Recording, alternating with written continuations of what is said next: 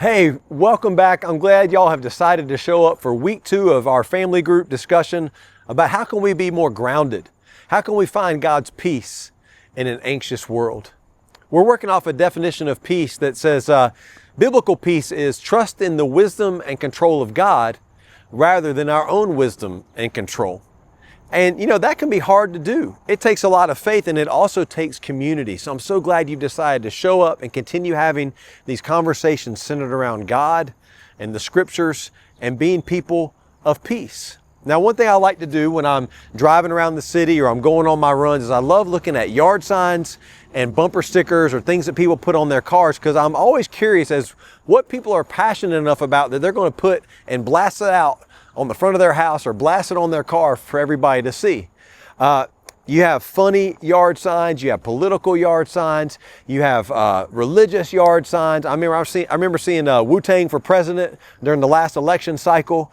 And I'm of the school that says if you can't take it, don't dish it out. And I just can't take it. So I don't want to blast something out of my yard that you're going to disagree with me about, because I just don't want to have a disagreement. The most controversial thing I have on my truck is save the honeybees. That's the most political I get. And I don't think anybody minds that. Now, my daughter's got some hilarious bumper stickers on her car. She has one that says, I love my rotten, ungrateful children. She has another one that says, I might be old, but at least I got to see all the cool bands. And she just makes me laugh every time she pulls up to the house. One yard sign that I've been seeing more lately that's been really encouraging to me is love thy neighbor, no exceptions. That's great. That's exactly what we should do. Now, we are called to love the people around us, whoever they are, and we do not withhold love based on ideological differences, based on political persuasions. We are just called to love and to love the people around us. So I think that sign gets it exactly right. But the sign I haven't seen, love God, no exceptions. I wonder why. I think it's because we have all sorts of exceptions as to how we want to love God or what our love for God should look like. We have ways of life maybe sometimes that don't line up with what God says life should go as. And so we say, well, me and God, we got an understanding about this or that area. And so we want to have all sorts of exceptions.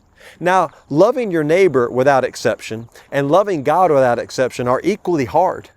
They take faith and courage and commitment and community, and you need both of them. You can't separate them and say, well, I'm just going to love my neighbor in the way that I see fit, but I don't have to worry about loving God or listening to his instructions.